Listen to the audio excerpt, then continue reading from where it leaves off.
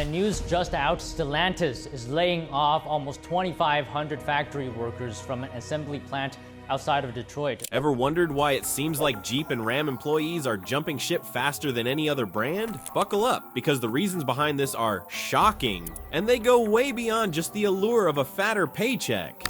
We're diving deep into the messy world of automotive sales, where financial struggles, industry turmoil, and disconnects between management and staff have created a perfect storm of employee dissatisfaction. And this thing is going to affect the whole industry. What's happening? We all know Stellantis has some pretty high prices when it comes to their cars, but this new strategy is killing themselves. Car sales staff grappling with a financial roller coaster, where 1 month's high commissions can plummet into the abyss the next, all while trying to sell pricier vehicles that most buyers can't even touch with a 10-foot pole. Add to that a workplace culture that resembles a cutthroat competition more than a supportive team environment, and it's no surprise that many are waving goodbye. Stellantis, the parent company behind Jeep and Ram, is wrestling with its own set of challenges, from plunging profits to regulatory headaches. How's that impacting the folks on the front lines? Well, they are leaving some by choice and some by force. How bad is it? Before we talk about how this is affecting the assembly line, let's talk about the financial landscape for car sales staff has morphed into a real uphill battle, especially when you stack it up against lower skilled jobs like those in fast food. Think about it. Many car salespeople rely heavily on commissions for their paycheck, which means their income can swing wildly depending on sales numbers. When business is slow, they can see their earnings plummet, causing some serious stress about making ends meet. On average, car sales staff might bring in about $50,000 a year. But hold on, this number fluctuates widely based on how well an individual performs and how the dealership is doing overall. It's really eye-opening to realize that many salespeople are not even making a living wage. Some earn less than roles that require fewer skills and less effort. This situation really shines a light on just how tough commission-based systems can be, particularly when a salesperson's pay heavily depends on how many cars they sell. In fact, studies show that during tough times, a staggering 40% of car salespeople report yearly earnings of less than $30,000. That's a lot lower than what a family of 4 needs to get by in the US, hovering below the poverty line. Now, let's chat about that wild income roller coaster. Sure, selling high-priced vehicles could net a salesperson some sweet commissions, but there's a flip side. The average price for new cars is hovering around $50,000 these days. This can be a double-edged sword. When business is booming, commissions can look really promising, but when the market hits a downturn or the inventory runs low, that can hurt hard. Picture this. A salesperson might rake in $5,000 for selling a luxury car during peak sales months, but during quieter times, that same sale might plummet to just $1,000 or even below. And speaking of prices, they've skyrocketed, causing major headaches for buyers and sellers alike. Manufacturers are pushing those high-end models and making bigger margins due to the supply chain struggles we've been experiencing. This might seem good for the salespeople, but it is actually leaving consumers with options that can feel downright painful to consider. Take models like the Jeep Gladiator Mojave or the Grand Cherokee. These babies are now breaking the bank with prices soaring past $70,000. Talk about a dent in anyone's wallet. With new car prices shooting up, many buyers are finding themselves completely priced out of the new vehicle market. In fact, there's been a reported increase of $3.9 billion in consumer spending on automobiles in Q1 of 2023 compared to the previous year. However, it's like a bittersweet victory. This spike in spending has not made it any easier for those who desperately want to buy a new vehicle. Over in Canada, the average transaction price for new cars was just under $50,000 in 2022. So where do many buyers turn when new cars are simply out of reach? You guessed it, used vehicles. But here's the kicker. Prices for used cars are climbing too, thanks to high demand and limited supply. They've shot up nearly 20% year over year. That's making it rough for lower income buyers who are already struggling to find something they can afford. Sadly, this shortage of affordable vehicles pushes many potential buyers into risky financing arrangements or leaves them with no options at all. But how did we get here? Stellantis has found itself in a tough spot financially, and it's not just a bump in the road, it's a significant downturn that's raising eyebrows everywhere. In the first half of 2024, the company saw a staggering 48% drop in net profits, falling to $6.25 billion. Just to put that in context, the previous year during the same period, profits stood at $12.17 billion. That's a massive drop. This dip isn't just a minor inconvenience. It signals serious questions about how Stellantis is operating and whether their strategies in the market are on point. To add salt to the wound, net revenues tumbled by 14%, bringing them down to $94.1 billion. The adjusted operating income margin took a hit too, dropping to 10%. This is a significant decline from the margins we saw in previous years, largely due to lower sales volumes and a less than favorable mix of products. On top of that, Stellantis' market share in the US shrank from 10.4% to 8.5%. This isn't just a minor setback, it highlights a worrying loss of competitive edge, especially with fierce new players in the electric vehicle game and changing consumer preferences shaking things up. Stellantis is currently tangled in a web of daunting market challenges that are putting real pressure on its operations and profitability. The automotive landscape today is more competitive than ever, especially in the electric vehicle sector where Stellantis is scrambling to hold its ground against powerful rivals. But just how tough is it out there? Let's break it down. Stellantis is up against some heavy hitters. Think about established brands like Ford and General Motors battling it out for market dominance, all while rising stars in the EV space, like Tesla and BYD, are gunning for their piece of the pie.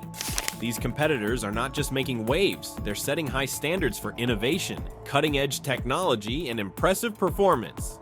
But the challenges don't stop at competition. Stellantis is also wrestling with significant inventory issues. As of March 31, 2024, the company found itself sitting on about 1.39 million unsold vehicles. That's a mountain of inventory just waiting around. This pileup of cars doesn't just tie up valuable capital, it forces dealerships to ramp up promotions and discounts to boost sales of older models. The National Dealer Council has been vocal in criticizing Stellantis for its management of inventory, pointing out that while there was a temporary 21% bump in sales during August 2024, this was seen as just a short-term fix rather than a sustainable solution to the deeper problems at play. Let's dissect it together. The numbers don't lie. Despite that recent uptick in sales, Stellantis' overall sales trajectory isn't looking particularly bright. The company reported a sobering 14% decrease in net revenue for the first half of 2024, especially compared to the same time frame in 2023. This decline was driven by shrinking sales volumes and a product mix that just didn't hit the mark. Stellantis' CEO, Carlos Tavares, admitted that their performance didn't meet expectations. He pointed the finger at both external pressures from the industry and internal inefficiencies. Dealers are feeling the heat, emphasizing that Stellantis really needs to invest strategically to tackle those long-term market share problems. Reports reveal that many vehicles are sitting unsold at dealership lots for more than 600 days. That's a stark contrast to the industry average of around 50 days. This massive backlog doesn't just inflate holding costs, it also locks up capital that dealerships could be using for essential operational expenses or to invest in new inventory. In fact, Stellantis' average transaction prices sit at a staggering 120% to 125% higher than those of competing automakers, making it a tough sell for dealers trying to move their existing stock. To tackle this crisis, Stellantis has tried reducing the number of vehicles allocated to dealerships. However, this strategy is backfiring, causing friction between the company and its dealers. They're feeling the heat as they're pressured to accept new vehicle shipments, even when they're struggling to sell the inventory they already have. Just picture this. Stellantis reported a mind-blowing 1.4 million units in new vehicle inventory as of March 31, 2024. That's a significant increase compared to past years and reflects broader trends in the industry, where total US vehicle inventories surged to roughly 2.84 million units. To make things even harder, rising interest rates are squeezing consumers, making vehicle financing less affordable. This is further dampening sales prospects, complicating the whole scenario. Declining sales and ever-growing inventory levels are starting to take a toll on employee morale too, with whispers of potential layoffs and restructuring hanging in the air. Job security has become a concern. This uncertainty can shake employee confidence and foster a less than positive working environment. And it's not just the employees that are worried. Dealers are expressing their dissatisfaction with how management is handling these pressing issues. To take a step back, the troubles Stellantis faces are deeply rooted in several interconnected economic factors. High inflation and rising interest rates are making it harder for consumers to finance new cars, which, let's face it, is a major roadblock. When financing costs go up, demand usually dwindles, creating a strain on sales performance. This economic scenario has pushed Stellantis to rethink how it prices its vehicles and manages inventory. Time for a strategy overhaul. But that is just the tip of the iceberg. So let's get into the details. Stellantis cares are getting worse. Stellantis is currently under the microscope, facing some serious regulatory scrutiny from the National Highway Traffic Safety Administration. This attention comes from alarming safety concerns related to engine stalling in a number of its vehicles. The National Highway Traffic Safety Administration has kicked off an investigation that includes about 150,000 vehicles, specifically targeting models like the 2019 to 2023 Ram 1500, the 2019 to 2023 Jeep Wrangler, and the 2022 Jeep Wagoneer. Owners have reported scary incidents where these vehicles stall unexpectedly while they're on the move, especially at low speeds. That's a significant safety hazard. Imagine driving and suddenly losing power. It's a nightmare scenario. To make matters even worse, there have been reports of these vehicles automatically engaging their emergency brakes after stalling, which can really put drivers in a precarious situation and potentially lead to collisions. So what happens if the National Highway Traffic Safety Administration finds a defect? The consequences could be pretty severe for Stellantis. They could be looking at widespread recalls, which not only come with hefty financial burdens, but can also seriously damage the brand's reputation. History shows that recalls can result in a dramatic 30% drop in sales for the affected models and can have long-lasting effects on customer loyalty.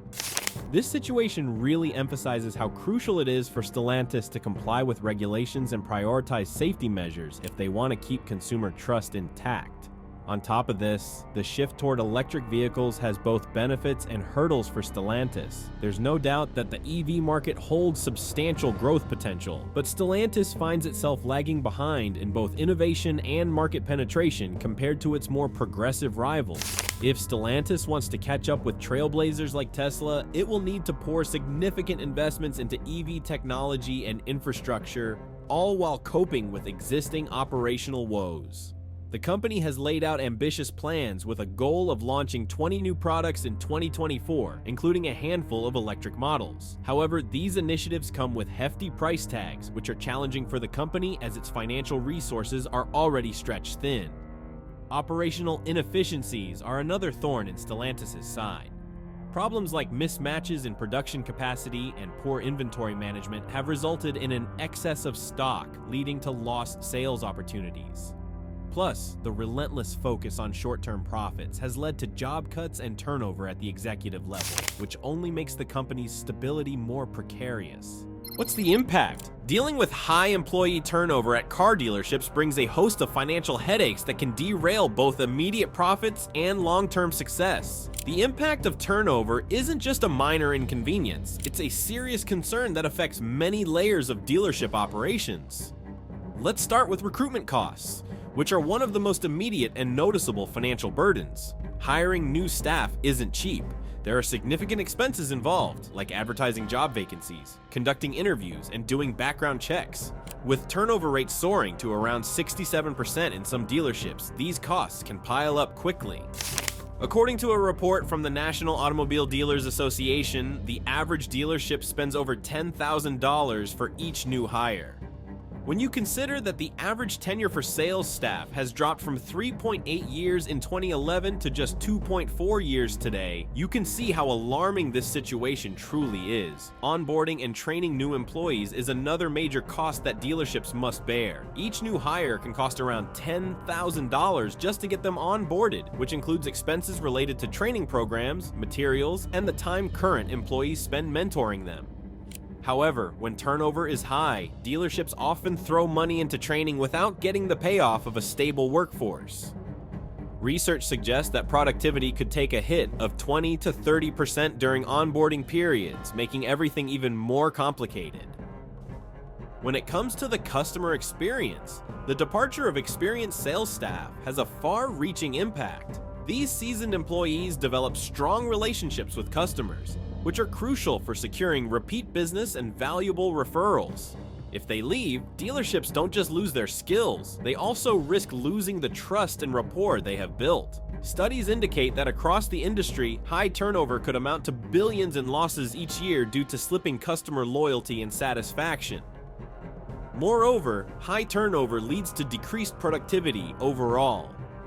New hires take time to get familiar with their roles and learn dealership procedures. During this adjustment phase, productivity usually suffers because those newcomers aren't yet fully effective in their jobs. This decline can seriously hinder the dealership's ability to hit sales targets, not to mention keep satisfaction levels up among existing customers. When turnover happens, the ripple effects continue. Remaining employees often have to pick up the slack, which can lead to heavier workloads and even burnout.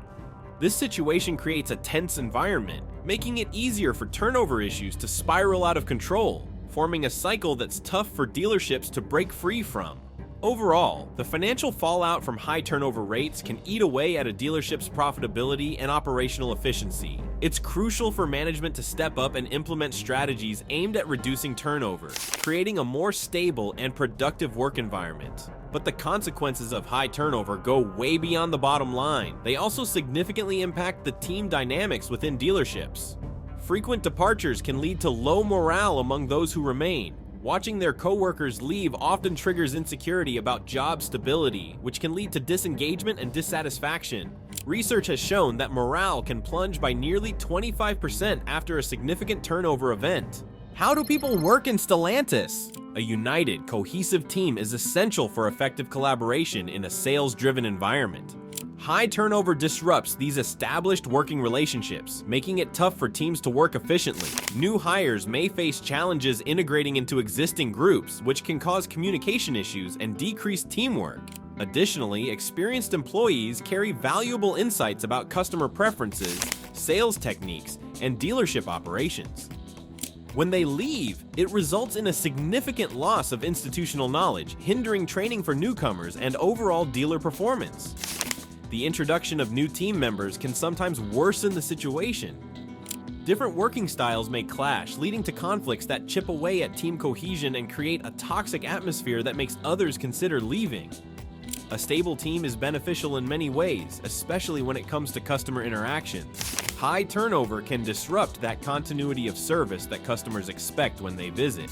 It's frustrating for customers to deal with new salespeople each time they come in, or to have to repeat their preferences again and again. High turnover rates damage not just the financial health of car dealerships, but also undermine team dynamics and erode customer satisfaction. Tackling these challenges is essential for cultivating a productive work environment, one that encourages employee retention while enhancing the dealership's overall performance. And they need to do this because just recently, the UAW is watching their every move. What's happening on the assembly line? Recently, the UAW struck a significant deal with Stellantis that promised remarkable benefits for workers.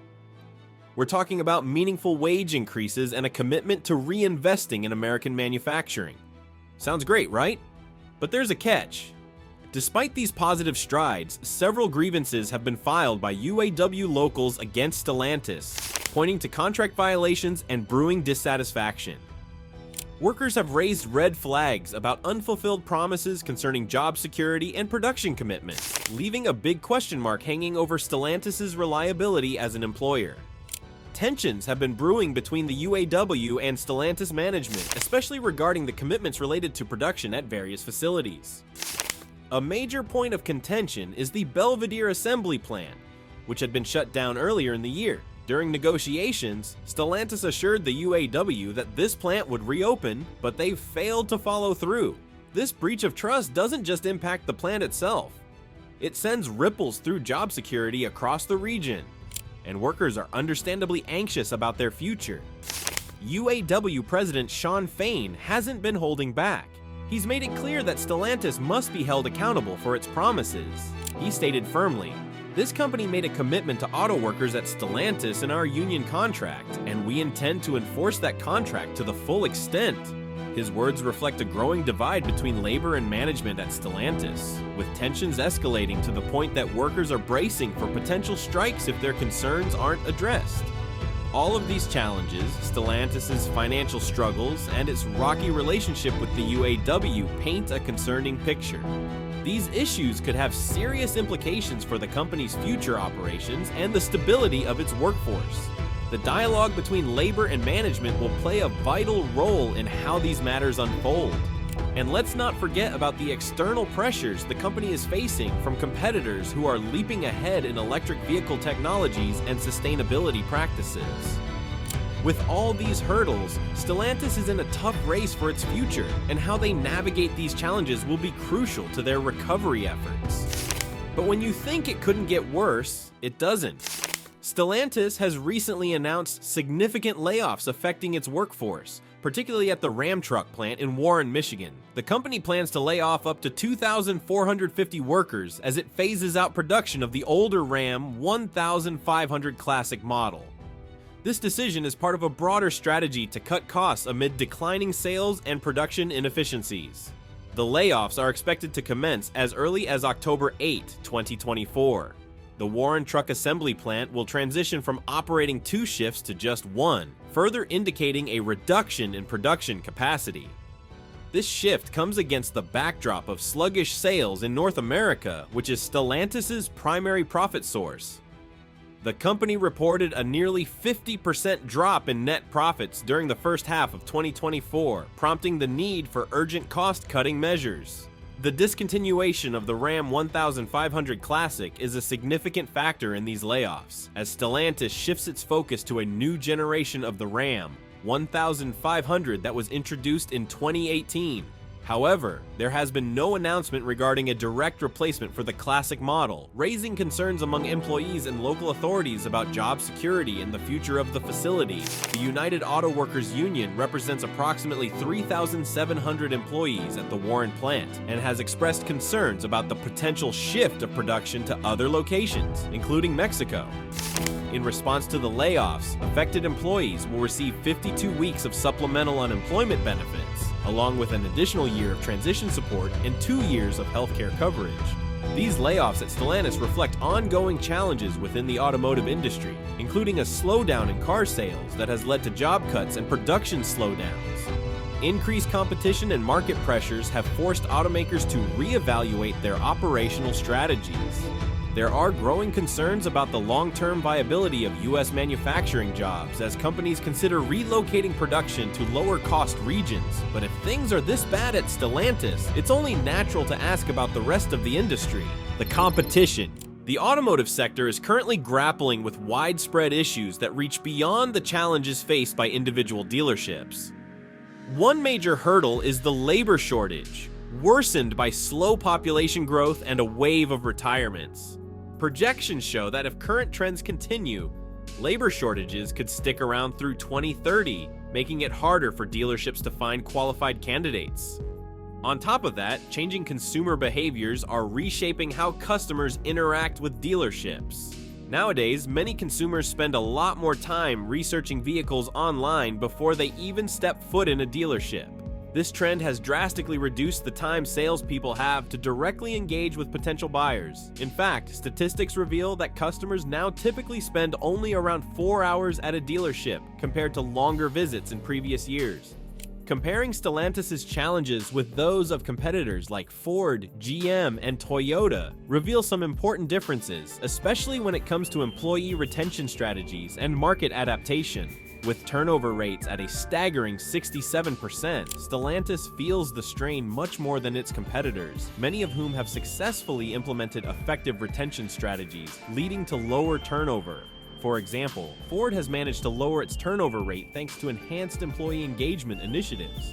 While Stellantis struggles to adapt to a changing marketplace, competitors like Ford and GM have quicker to adapt, embracing digital retailing solutions and adjusting their sales strategies. Stellantis' recent financial difficulties, including significant drops in profits and market share, stand in stark contrast to those competitors who have managed to maintain more stable performance despite similar market pressures. Some automakers have skillfully navigated these challenges through strategic initiatives that could provide valuable lessons for Stellantis and its dealerships.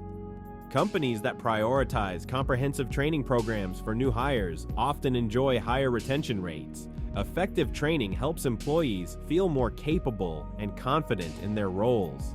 For instance, Toyota's commitment to continuous learning is linked to higher employee satisfaction.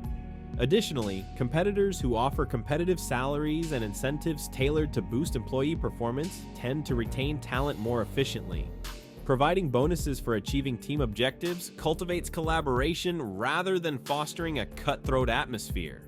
Furthermore, companies that emphasize creating an inclusive and supportive work environment report higher levels of employee satisfaction. Initiatives like mentorship programs can help create connections between new and experienced team members.